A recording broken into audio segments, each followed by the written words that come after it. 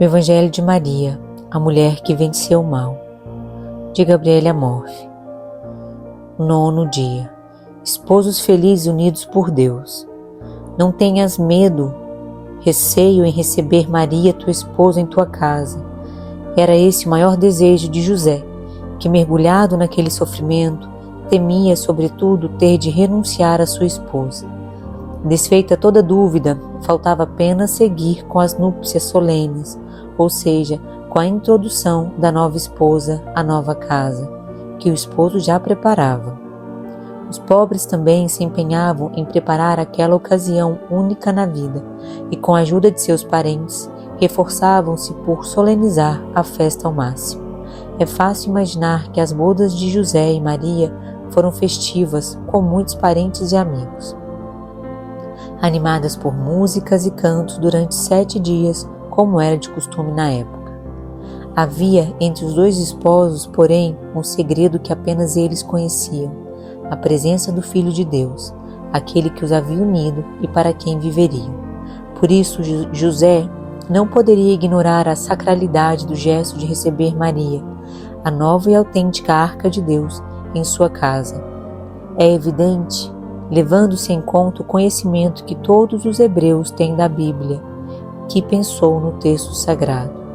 Davi convocou todo o Israel em Jerusalém para fazer subir a arca do Senhor ao lugar que ele tinha preparado.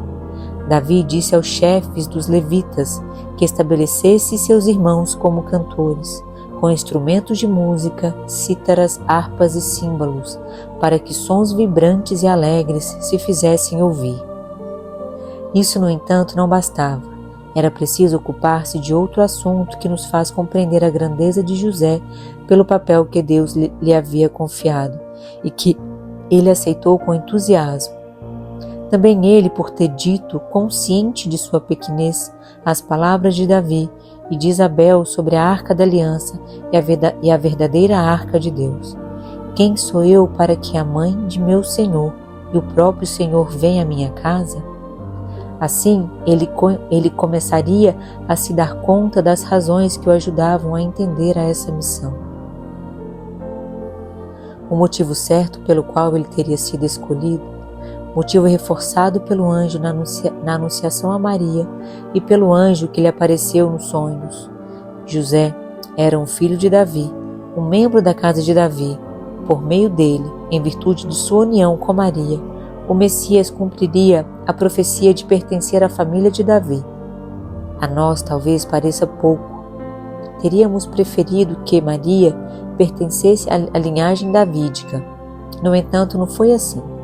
Devemos levar em conta que muitas vezes as profecias messiânicas são genéricas e que Deus as executa com grande liberdade. Desde o princípio, quando o profeta Natã promete a Davi uma casa estável, é natural pensar em uma dinastia real de tempo indeterminado. No entanto, a dinastia davídica terminou com a deportação na Babilônia, ao retornar do exílio. O único personagem importante entre os descendentes de Davi é Zorobabel, mas este viveu 500 anos antes de Cristo. Depois, a linhagem de Davi não voltou a ter nenhuma importância política, e as palavras de Natã foram sendo cada vez mais interpretadas segundo o seu sentido messiânico. Deus as fez cumprir com o matrimônio de Maria e José. José entendeu, além disso, algo muito mais importante. Compreendeu quem era sua esposa e o menino que ela havia concebido.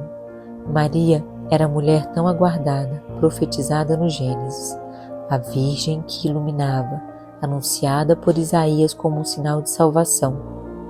O Filho, concebido por obra do Espírito Santo, era o mesmo Filho de Deus e Deus como Pai. Compreendeu que o silêncio de Maria tivera um objetivo duplo: guardar o segredo sobre a identidade daquele menino, segredo que o próprio Jesus revelará pouco a pouco, com muita discrição, e não revelar a própria identidade de Mãe de Deus. Creio que foi esse o momento em que José refletiu seriamente sobre si mesmo, compreendendo o que Deus esperava dele ao confiar-lhe Jesus Maria. Se antes estimava Maria a ponto de acobertar a todo custo a sua infidelidade, depois essa estima transformou-se em sincera veneração. José é o autêntico, o primeiro e o maior devoto de Maria Santíssima.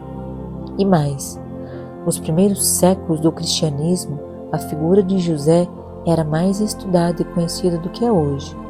Penso, por exemplo, no grande arco coberto de mosaicos da Santa Maria Maior em Roma, que remonta ao ano de 432, em memória do fato de que no ano anterior, em Éfeso, Maria havia sido proclamada a Mãe de Deus. Observando as diversas cenas, vemos que José se destaca em 4 delas.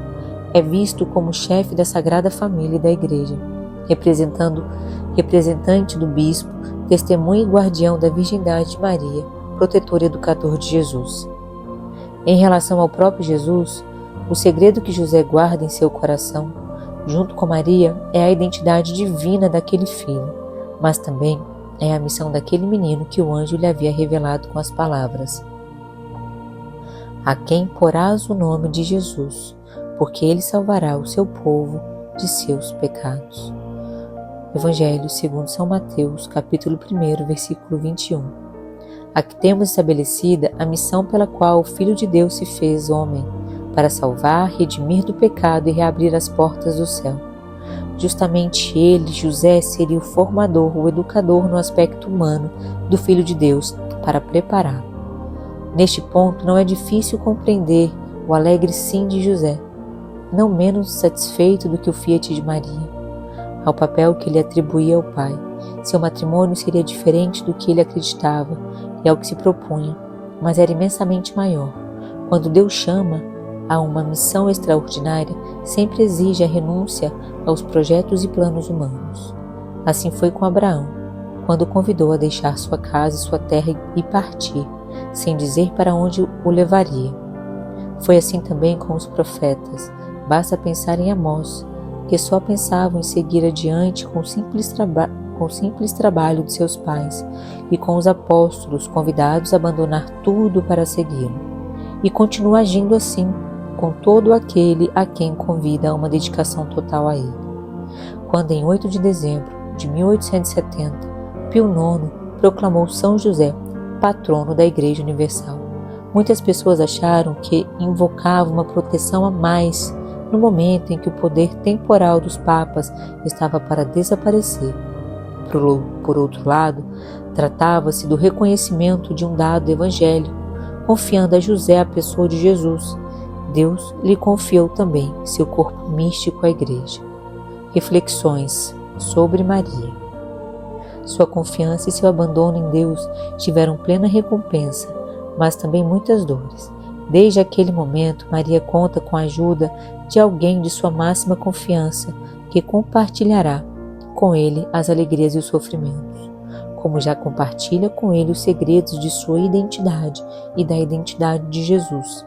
As relações entre Maria e José, desde o momento em que sua união havia sido desejada por Deus em total dedicação a Jesus, eram de extremo respeito e colaboração. O casal não tinha relações conjugais, mas havia um amor verdadeiro, um amor que não está nos sentidos. Reflexão sobre nós. A disponibilidade para os planos de Deus, expressos em nossos dons e nas circunstâncias em que vivemos, muitas vezes pode nos induzir a renunciar a projetos e objetivos.